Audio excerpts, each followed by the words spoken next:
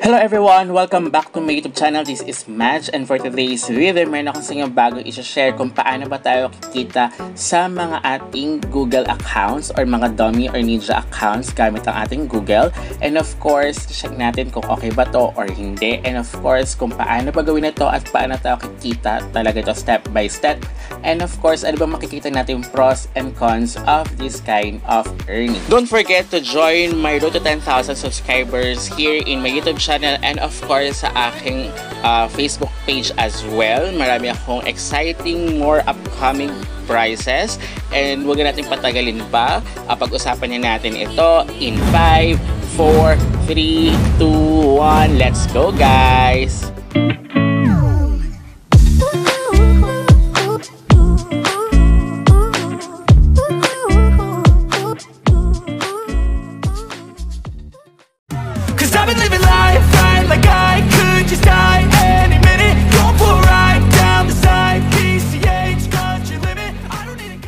How to earn using Google accounts, things needed. So ito yung mga kailangan yung gawin muna bago kayo ituruan na step by step kung paano tayo kikita. So kailangan mayroon na kayo neto.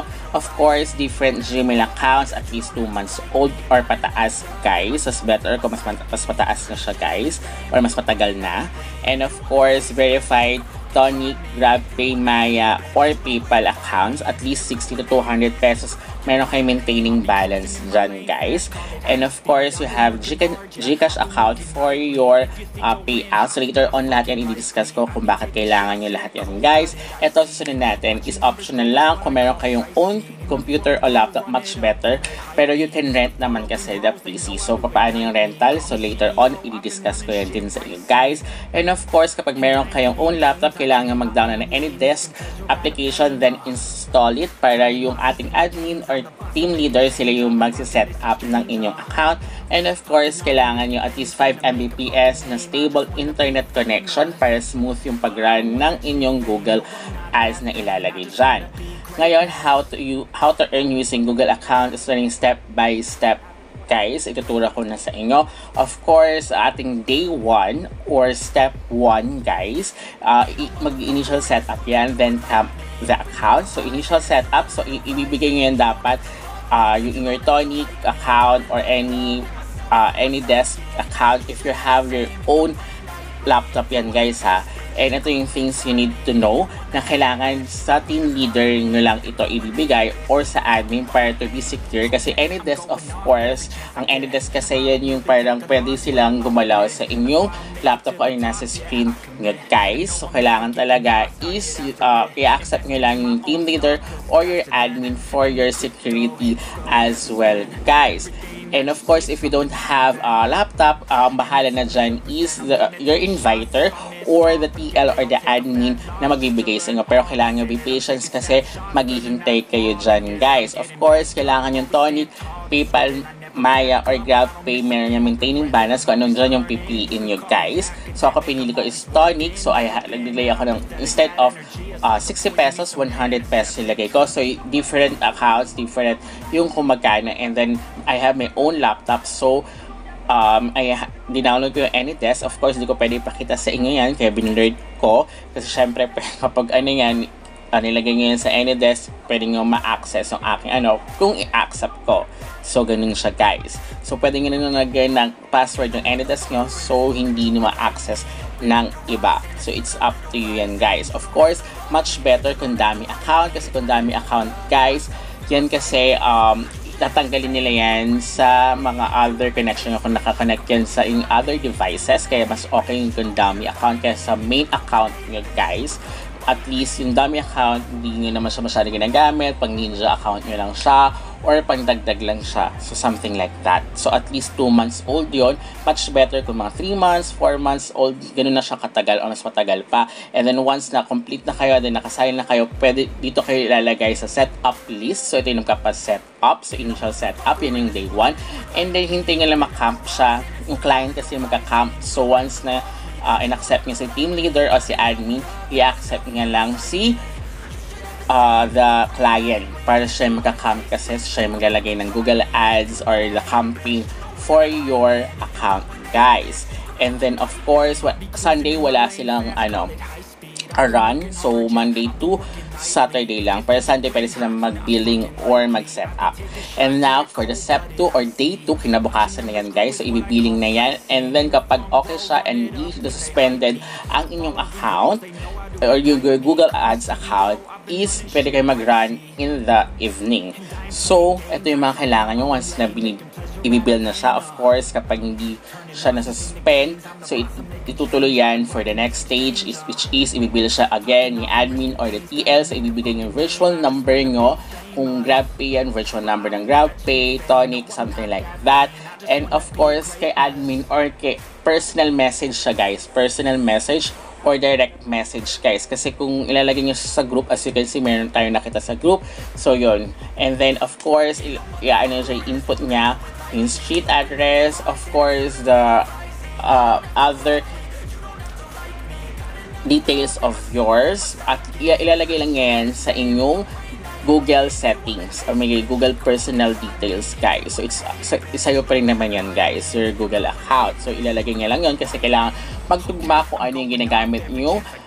Tonic kung sa Tonic nyo, kung ano yung nakalagay na pangalan or sa GrabPay. So, kailangan sync in siya, guys. So, yun yung kailangan, guys. And then, kapag natapos na siya, kung okay yun, hindi kayo na-suspend, babalik kayo ng 7 PM for the run. So, kailangan naka-open siya up to 8 in the morning.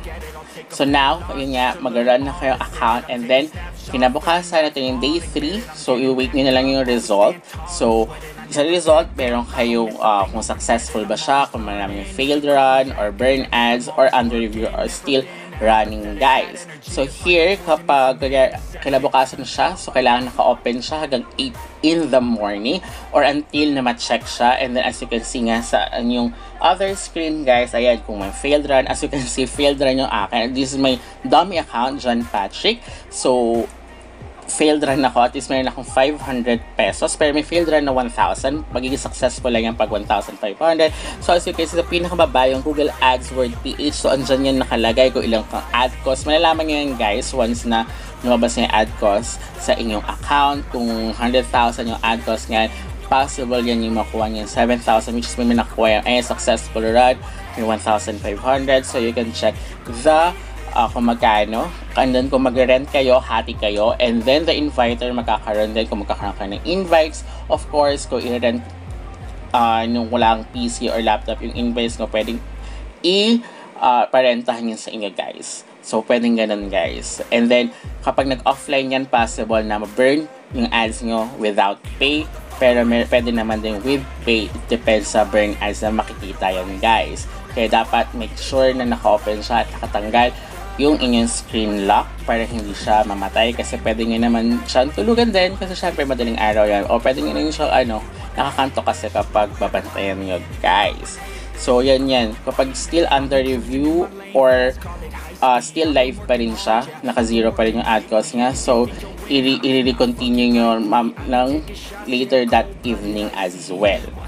So mas okay siya pag pray ko na magkaroon siya, at least kahit failed run siya, okay lang, at least, di ba? Okay, and then, kung gusto nyo ulit magpa-set up, back to step 1 again. And then, after that, pwede ulit kayo magpa-set up, and then maghintay na lang kayo na ma-mention ang inyong name for the step 4 or day 4 or day 5. It depends yan kasi. Kapag kasi nung una yung mga successful run na i-mention before the burn ads and the failed runs. So, ayan din yung tabulation. So, as you can see, ito yung September 29 ko. So, na-mention na ako. So, once na-mention, as you can see, nakahiwala yung mga successful. Ito yung mga burn and failed runs. So, ayan. So, kailangan lang siya i-copy yung buong kung sino yung huling naglagay, and then ilalagay yung GCash account for the payment. So, later on, papakita ko sa inyo yung proof of payment ko para at least makita nyo na yun nga, instant payment naman siya kagad once na minention kayo. Ilagay nyo inyong GCash account. So, kaya sabi ko sa'yo up to 1 to 2 days yan kasi in day 4, paminsan hindi, nauna yung successful. So, kinabukasan. So, day 5. Hindi mo sila umaabot ng 6 days, guys. So, yan naman. So, pwede na kayo magpa-set up ngayon once natapos na ang inyong run. And then, yun nga, ganoon naman siya kadali, guys. And then, ito nga yung aking proof of payment na si Admin Analyst. Nakita nyo lang diba si Admin Analyst kanina. So, siya yung nag-send ng payment. So, ayan, nakuha kayo September 29. This is my second payment. Actually, this is my second account.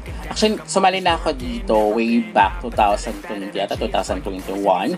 Pero lagi suspended kasi after na ma-set up, suspended kagad siya kinabukasan. Tinitingnan kasi nila kung hindi masuspend yung account, kaya iba-ibang araw yan, guys. Hindi siya kaya one day running, guys. So, ganun yung paghihintay kasi. And then, kinabukasan, i-billing. Then, after the billing, makikitingnan ulit, i-check ulit for final evaluation kung masuspend ba yung account nyo or hindi. And then, kapag na-suspend siya, i-appeal naman nila yun, guys. So, ayan, nakita nyo ito yung mga burn ads, which is, mamaya papakita ko yung pinaka-group page namin, which is, ayan yung first payment, so 25, September 25. So, ayan yung the group FB page. So, nandyan yung mga nakalagay na nilalagay nila kung yung mga proof of payment ng mga sumali for the run or the live for the Google Ads, guys. So, mayroon nakuha nito na 7,000. So, yun yung mga swerte, guys. And then, of course, kung mag-invite kayo, magkakaroon din kayo, guys. Andiyan naman yung the chart kung magkano yung na-run nila. So, makita nyo naman yan, guys. Sinesend din naman yan sa Messenger for the, ayan, di ba makita nyo? Ayan yung, sinesend nila yung proof of payout. So, ito, successful run, 1,500.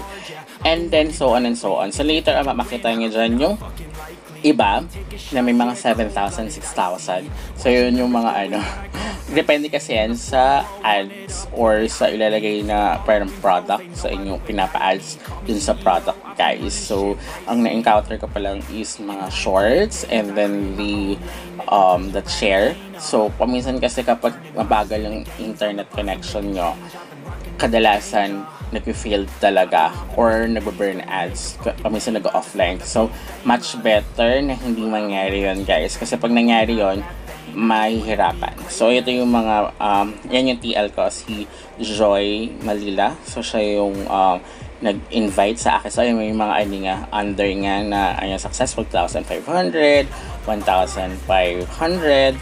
So, nakuha naman nila yan. So, okay na okay. Kasi ako, nakuha ko na yung first and second. Although yun nga, failed at least, buti nga at least 500, diba? Hindi, pag burn ads kasi 50 or 100 pesos lang, guys. But of course, may failed rin na 1,000. So, yun nga, sana hindi ako magkaroon ng suspend account.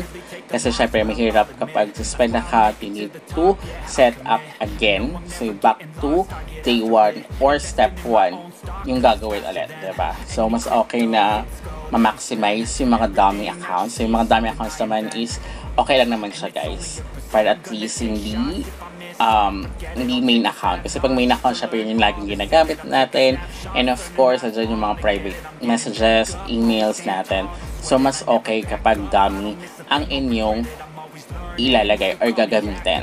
So, at least kita kayo sa inyong mga dummy. So, ayun, diba nakita yung analyst din yung nagbibigay talaga si Admin Analyst. I think sa kanya yung mga clients nga. So, yung clients niya kasi, kaya madaling araw yung run, 7 p.m. to 8 in the morning kasi US time yung ginagamit nila, guys. So, ayan, if you want to try it, ayan, 7,000 successful run. Just let me know, guys. You can comment down sa section below. So, update ko lang kayo again sa susunod. So, until next time, guys. Goodbye!